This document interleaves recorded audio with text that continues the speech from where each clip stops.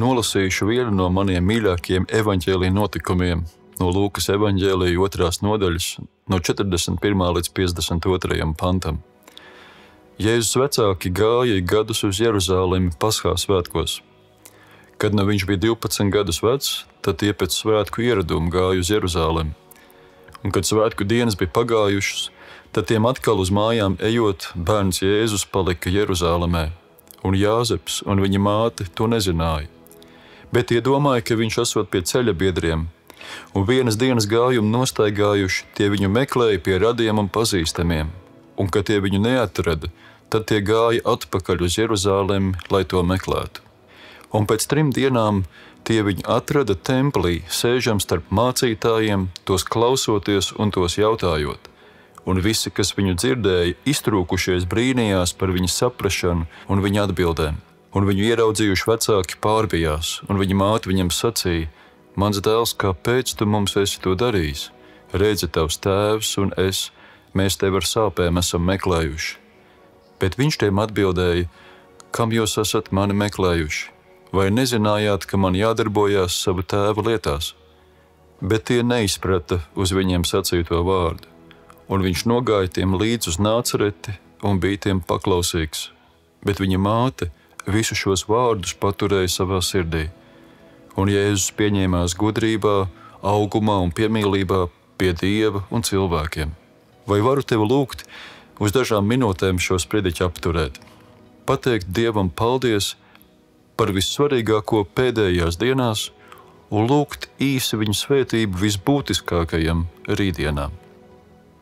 Vai kāds no jums pateicāties vai lūdzāt, piemēram, par tādām ikdienas norisēm kā gludināšanu, bērnu vannošanu, ēdiena gatavošanu, miegu vai celšanos?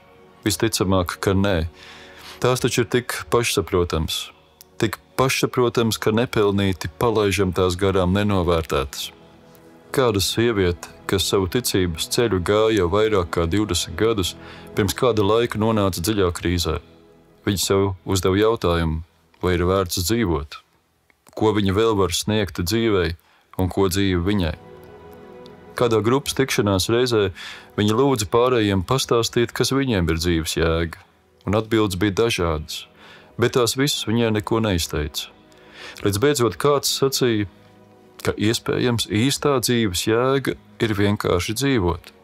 Jēga ir tajā, ka dzīvi dzīvojam. Un tas viņai rezonēja. Tas palīdzēja dzīvi ieraudzīt citādi. Nevis gaidīt, kad ar viņu notiks viena vai otra liela lieta, bet jau tagad dzīvot to dzīvi, kas viņai ir dota, jo tajā ir jēga. Un tā ir vērtība pašai par sevi. Šī evaņģēlija rakstu vieta ir viena no manām vismīļākajām. Starp citām labām lietām tajā redzam atbildi uz jautājumu, kāpēc tik bieži mūsu lūgšanas pēc labākas un citādas dzīves it kā paliek Dievu neatbildētas.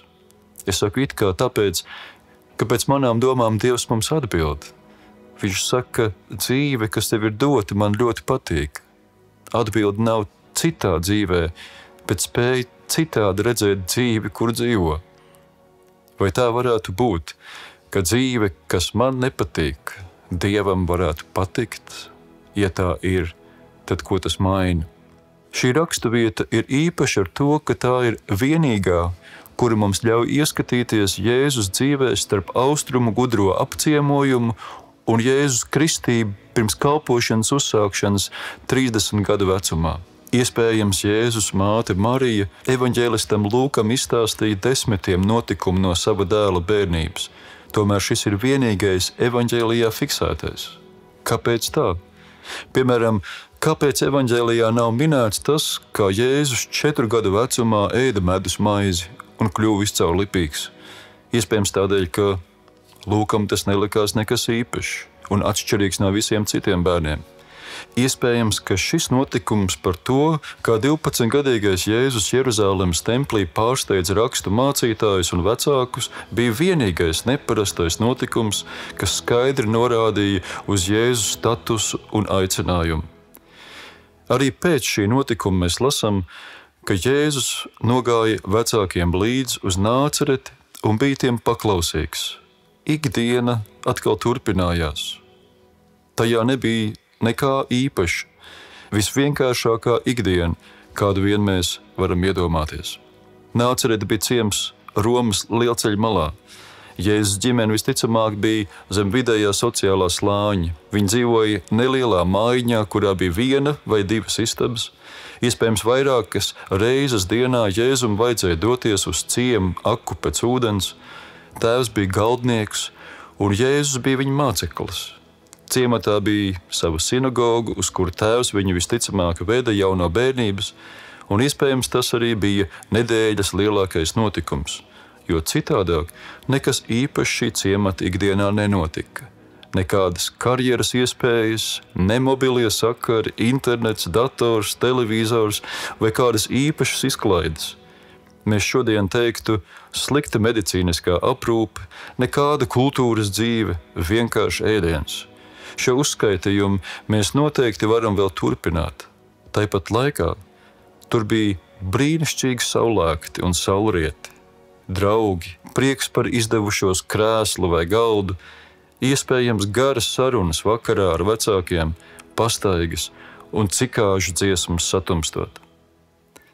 Tagad seko galvenais jautājums. Ja visu svarīgāko Jēzus izdarīja savas dzīves pēdējos 3 gados, aicinot un mācot mācekļus, nomirstot un augšām ceļoties no nāves, tad kāpēc Dievs tā šķērdējās ar laiku? Kāpēc 30 gadus bija jāgaida, kad varēs sākt darīt pašu svarīgāko? Kāpēc tādos pašos ugunīgos ratos, kādos pravietis Ēlija vecā derībā tika parauts debesīs, 30-gadīgais Jēzus nevarēja nolaisties no debesīm uz zemi un uzreiz uzsākt kalpošanu? Kāpēc ciesties un mocīties 30 gadus, līdz dzīvē uzsākt to, kas tiešām ir svarīgs, vērtīgs un nozīmīgs? Bet ja nu ir tā, ka Dievs Jēzus personā nemaz necietās un nemocījās, ja nu Dievs, kurš varēja izvēlēties jebkādu bērnību un jaunību, izvēlējās dzīvot tieši vienkāršu ikdienišķu dzīvi Nāceretē, es piekrītu visiem tiem, kas saka, ka Dievs tādu dzīvi izvēlējās, jo viņam tāda dzīve patika. Pārnesot uz mūsdienām, varētu teikt, ka viņam patīk gludināšana, vannošana, ēdiena gatavošana, aizmigšana un celšanās. Kā es jūtos ar domu, ka mana vienkāršā ikdiena Dievam patīk? Patīk tik ļoti, ka tāpat kā toreiz Marijas un Jāzepa gadījumā viņš izvēlas ar mani to dzīvot kopā. Tāpēc viņš vienmēr tajā ir klātesošs. Runājot mistiķa meistara Ekharta vārdiem, Dievs vienmēr ir mājās, ko sauc par mūsu dzīvi. Vai tad ne tieši to grib pateikt Ziemassvētku notikums un visi tālākie 33 Jēzus dzīves gadi? Dievam patīk būt blakus, būt kopā ar mums mūsu dzīvēs. Tādēļ mēs sakām, ka kristīgā ticība ir inkarnācijas reliģija, proti iemiesošanās, Dieva klātbūtnes, Dieva iesaistes reliģija. Jēzus saka, Dieva valstība ir jūsu vidū. Kur tas ir? Kur manā dzīvē ir tā pietiekami garīgā vieta priekš Dieva? Tu esi tajā vietā, kad tīri māju, mazgā bērnus, brauc ar automašīnu, grāb lapas, sasveicinies ar kaimiņiem, dzer savu brokastu kafiju. Tu esi tajā vietā, kad atlaidies gultā, lai atpūstos, kad ravē savu dārzu, kad nometies ceļos, lai runātu ar Dievu, kad šķūrē sniegu vai lasi jaunu elektrības vai gāzes rēķinu. Tu esi tajā vietā, kad kāds bērniņš ienāk šai pasaulē vai atstāja ģimenes līgzdu un dodas tālāk pasaulē, kad jūties atzīts, novērtēts un svarīgs, kad jūties nodots, aizmirsts un nevajadzīgs. Tu esi tajā vietā, kad uzkāp uz slēpēm vai kad krāso žogu. Dieva valstība, jeb pats Dievs, ir izvēlējies tajā piedalīties, būt blakus. Kāds mūsu draudzes cilvēks pirms sava iesvētība dievkalpojuma sacīja: es pēdējo reizi baznīcā nofotografējos kā turists ar muguru pret altāri. Tagad es gribu pagriezties ar seju un nokrist tā priekšā ceļos. Ja tu šodien dzīvo ar sajūtu, ka savu dzīvi nepieņem, tev tā nepatīk, tu ilgojies ar Dievu palīdzību iegūt citu, pagriezies pret savu dzīvi ar seju, un, ja būs vērīgs, vienmēr atpazīs viņu, kura priekšā gribas nomesties ceļos. Kristīgas dzīves mērķis nav pacelties pie Dieva nec kādos augstumos, nec arī ar kādiem īpašiem labiem nopelniem vai ar kādām īpašām lūkšanām dabūt viņu lejā.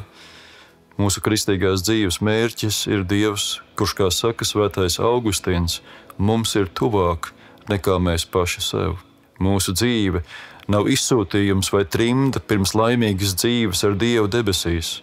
Dzīve ir pārsteigums, kurš atklāja, ka viss, kas tev patiešām ir vajadzīgs, ir dots un ir tuvāk nekā jebkad esam iedomājušies. Noslēgšu ar indiešu jezuīta Antonija de Mello līdzību ar nosaukumu Zivtiņa.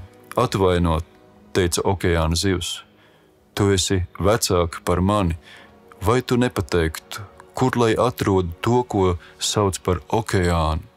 Okeāns, atbildēja vecā zivs, ir tas, kur tu pašlaik atrodies. Ak tā, bet tas ir ūdens.